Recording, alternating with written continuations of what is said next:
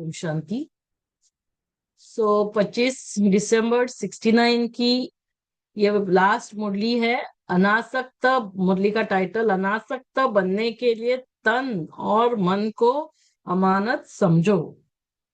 तो इस मुरली के हम इम्पोर्टेंट पॉइंट्स आज देखने वाले हैं, लेकिन उसके पहले इस मुरली का लास्ट पैराग्राफ जो बाकी रहा था उसको भी पढ़ेंगे और फिर उसके बाद इसको कंटिन्यू करेंगे, इम्पोर्टेंट पॉइंट्स भी इसी के साथ।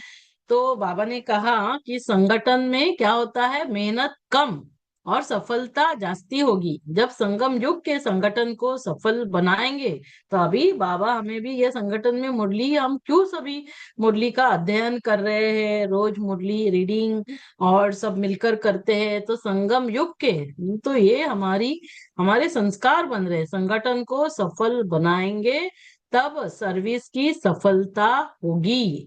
योग्यता है, क्योंकि हमें सभी को ये यज्ञ की सर्विस संपूर्ण सफल करनी है। योग्यताएं सभी है, लेकिन योजना तक रह जाती।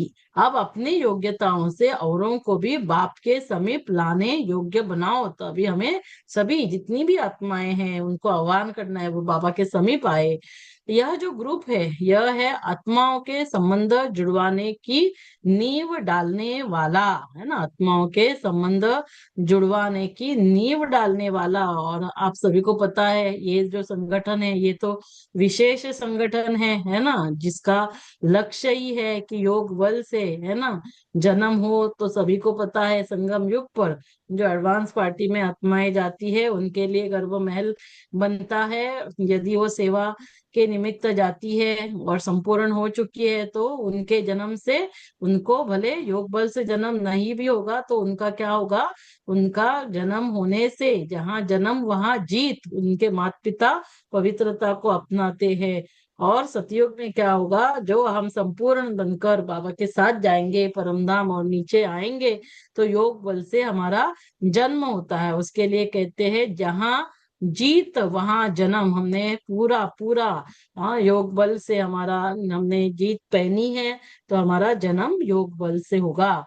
और तीसरा, यदि संपूर्ण नहीं हुए हैं और यदि शरीर अभी छोड़ेंगे, तो फिर आज जैसे बाबा ने कहा सजा भी खानी पड़ेगी और फिर हमारा पद भी कम होगा और पुनर्जन्म भी। तो ये सारी बातें, तो ये जो संगठन है ये विशेष संगठन है, जिनका लक्ष्य ही है कि एक तो योग बल से दिव्य जन्म हो सतयुग में, और संगम युग पर भी गर्भ महल, एडवांस पार्टी की आत्माएं जो सेवा के निमित्त जाएंगी उनके लिए गर्भ महल का निर्माण करना, और उस गर्भ महल के द्वारा जहां जन्म वहां जीत पहनना। तो ये जो ग्रुप है ना, तो हम अपने लिए ये इसको समझ सकते हैं, आत्माओं के संबंध जुड़वाने की नींव डालने वाला। जैसी नींव डालेंगे वैसे ही उनकी आगे जीवन बनेगी। सभी बातों में जितना खुद मजबूत होंगे उतना अनेकों की नींव मजबूत डाल सकेंगे। तो पहले मुझे बनना है, मुझे देख और करेंगे। कल भी हमने देखा फाउंडेशन में पवित्रता, शांति, निश्चय, ये जो फाउंडेशन यदि पक्का होगा, नींव डालेंगे, जितनी अपने में सर्व क्वालिफिकेशंस होंगी ऐसे ही क्वालिटी आएगी। अगर अपने में क्वालिफिकेशन कम, क्वालिटी भी कम आएगी। इसीलिए ऐसे समझो कि हम सभी नींव डालने वाले हैं। हम सभी कौन है, नींव डालने वाले। संगम युग के लिए भी जन्म होगा, उसके लिए सतयुग के लिए नींव डालने वाले, योग बल से दिव्य जन्म। अपनी क्वालिफिकेशन से ही क्वालिटी आएगी। तो ये जो क्वालिफिकेशन, जितनी क्वालिफिकेशन उतनी क्वालिटी, आप समान तब बना सकेंगे जब बाप दादा के गुणों की समानता अपने में लाएंगे। तो अभी हमें क्या करना है, बाप दादा की गुणों की समानता जब हमारे अंदर आएगी तो हम समान बन जाएंगे। अच्छा, ओम शांति। तो अभी हम कंटिन्यू करेंगे इस मुरली के, हम इम्पोर्टेंट पॉइंट्स देखेंगे। मुरली का टाइटल, अनासक्त बनने के लिए तन और मन को अमानत समझो। तो बाप दादा रूहों को देख रहे हैं, हर एक फूल से निकले हुए खुशबुएं भी बाबा ले रहे हैं। और फिर बाबा बता रहे हैं कि नई रौनक, नवीनता क्या लानी है। नवीनता तब आएगी जब हर संकल्प, बोल, कर्म में रूहानियत होगी। तो हम सभी को रूहानियत लेकर आना है, आत्मिक दृष्टि वृत्ति, तभी हमारे बोल, हमारे संकल्प, बोल, कर्म, रूहानियत होगी। रूहानियत कैसी आएगी, रूहानियत को लाना भी है और उसको सदा कायम भी रखना है। तो बाबा ने कहा रूहानियत कायम न रहने का कारण यह है कि अपने को और दूसरों को जिनके सर्विस के लिए हम निमित्त है, उन्हों को बाप दादा की अमानत समझकर चलना। तो ये सारे जो भी मेरे संबंध संपर्क में पूरा दिन आते हैं, वो सभी कौन है? वो बाप दादा की अमानत मेरे पास है। फिर और किसको अमानत समझना है? अपने मन को। तो मन में जो संकल्प करते वह भी ऐसे समझकर करे कि ये मन भी क्या है? अमानत। तो इसमें कोई भी व्यर्थ संकल्प आया तो क्या है? अमानत में ख्यानत। तो ऐसे ख्यानत नहीं डालनी है अपने मन और तन को। और जो कुछ भी निमित्त रूप से मिला है, चाहे हमारा सेंटर, जिज्ञासु, स्थूल कोई भी वस्तु, तो ये क्या है? अमानत मात्र। तो अमानत समझने से क्या होगा? कहीं पर भी बुद्धि नहीं जाएगी, आकर्षण नहीं होगा, अनासक्त होंगे। ये कौन है? सभी बाबा के अमानत है हमारे पास। अनासक्त होंगे, इससे होने से क्या होगी? रूहानियतता आएगी। तो रूहानियतता फिर हमारे संकल्प, बोल और कर्मों में रूहानियतता आएगी। और कहाँ तक ये लाना है? अभी हम क्षमा पर पूरे मिट चुके हैं, तो मेरे संस्कार शब्द में मिट जाए, इतने तक मिटना है जो कि नेचर ही बदल जाए। अभी हमारी नेचर ही बदलनी चाहिए। नेचर बदले तब क्या होगा? अव्यक्ति फीचर्स दिखाई देंगे, पिक्चर्स। तो संगम युग की संपूर्ण स्टेज क्या है? पिक्चर, फरिश्ता। तो अभी देखेंगे फरिश्ता, उसकी विशेषता। फरिश्ता क्या होगा? हल्का होगा। किस किस में हल्का होगा? फरिश्ता हल्का होने से क्या होगा? जैसी भी परिस्थिति वैसे वो अपनी स्थिति बना सकता है। तो फरिश्ता हल्का होगा संकल्पों में, वाणी में, कर्म में और संबंध में। चारों ही बातों में जब हल्के होंगे तो इससे क्या होगा? फायदा ये होगा, हम आत्माओं के संस्कारों को परख सकेंगे, हमारे पास परखने की शक्ति आएगी। और दूसरा, परिस्थिति सामने जो भी आएगी उसमें हम सेकंड में निर्णय कर सकेंगे। तो इससे ये है परिस्थितिपन की परख। तो हर गुण हर कर्म में प्रत्यक्ष, सभी गुण हर कर्म में प्रत्यक्ष दिखाई दे। तो चेक करना क्या हम फरिश्ते की संपूर्ण स्टेज तक पहुंच रहे हैं? संपूर्ण स्टेज क्या पे ही परख करनी है। अभी बाबा बता रहे कि अभी आगे क्या करना है? संकल्पों का बिस्तर बंद करते चलो, जितनी जितनी, क्योंकि जो भी बिस्तरा होगा फैला हुआ तो कैसे समेट सकेंगे, फिर हम कैसे उड़ सकेंगे? तो संपूर्णता के लिए हमको एक तो हल्का भी बनना है और दूसरा क्या करेंगे?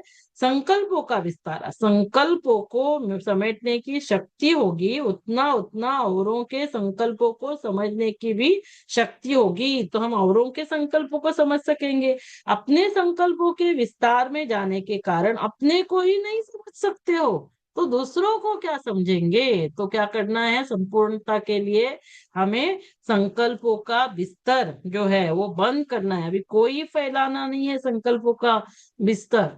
फिर आगे बाबा बता रहे कि ये ऑलराउंडर ग्रुप का, हाँ, सर्विस के साक्षात्कार प्रमाण कौन से राजे बनेंगे? विश्व महाराजन बनेंगे, 8 में आएंगे, 100 में आएंगे, 108, है ना, राजे बनेंगे। तो उसकी बाबा क्या बता रहे? निशानियां बता रहे। तो कौन सा क्या उनकी विश्व महाराजन बनने के लिए? विश्व महाराजन तो जो अभी हमारा ये ब्राह्मण विश्व है, छोटा सा संसार, इस संसार में हमारा यदि है ना संबंध सभी कुल की सभी आत्माओं के साथ साथी, उनके साथ स्नेही, उनके साथ सहयोगी, और फिर वे हमारे साथ स्नेही सहयोगी साथी रहते हैं। तो ऐसे जो होंगे वो, जो ऐसे पूरे दैवी परिवार, उन सर्व आत्माओं को के किसी ना किसी प्रकार से सहयोगी बनना पड़ेगा सारे कुल के लिए। ऐसे नहीं सिर्फ हम सहयोगी है, सारे कुल के लिए सहयोगी बनना पड़ेगा। तो बाबा ने कहा समय थोड़ा है, मेहनत विशेष करनी पड़ेगी, लेकिन बाबा ने हमें ये भी एश्योरेंस दिया कि अभी मेकअप कर सकते हो। तो विश्व के महाराजन बनने के लिए बाबा हमें आज क्यों आए हैं?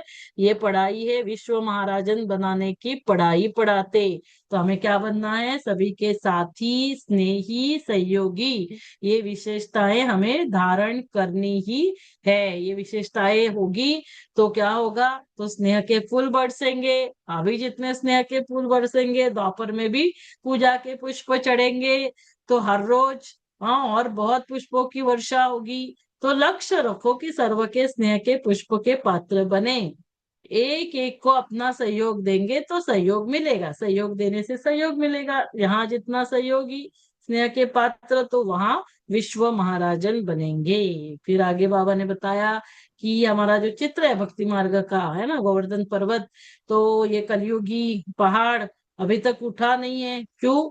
सफल तब होगा, ये तब उठेगा जब सभी का संगठित रूप में बल मिला। तो संगठित है ना, तभी भी क्या दिखा, कैसे उठा? हाँ, जब संगठित रूप से बल मिला। तो अभी क्या करना है? थोड़ा उठता है ये पर्वत, थोड़ा बैठ जाता तो अंगुली लगा रहे, लेकिन आवश्यकता है संगठित रूप में। स्वयं की अंगुली दी है, लेकिन अभी हम सभी संगठन में शक्ति तब भरेगी जब बल आएगा। तो संगठित रूप में इसको उठाना है। फिर आगे बाबा बता रहे, फूल तो सभी बने हैं, लेकिन अभी संगठित रूप में गुलदस्ता बाबा के पास देना है हमको। रूप, रंग, खुशबू जब सब प्रकार के गुलदस्ते के रूप में आ जाएंगे, तब दुनिया के आगे प्रत्यक्ष होंगे। संगठित रूप में नवीनता दुनिया के आगे दिखाओ। तो ये भी हमारा संस्कार हमने धारण किया। जो भी करते, भट्टी करते, मुरली का अध्ययन, तो संगठन में है, क्योंकि संगठन में मेहनत कम और सफलता जास्ती होगी। देखो, 1 साल की मुरलियां खत्म माना हमने अध्ययन की। संगम युग के संगठन को सफल बनाएंगे तब सर्विस की सफलता होगी।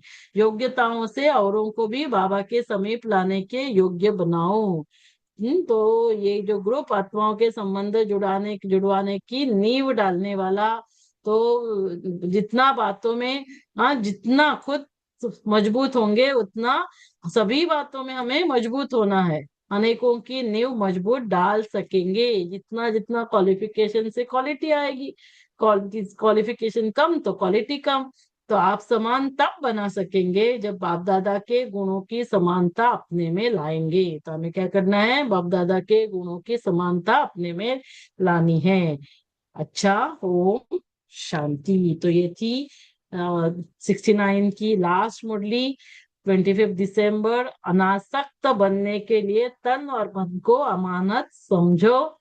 तो ये थे इस मुरली के इम्पोर्टेंट पॉइंट्स। ओम शांति।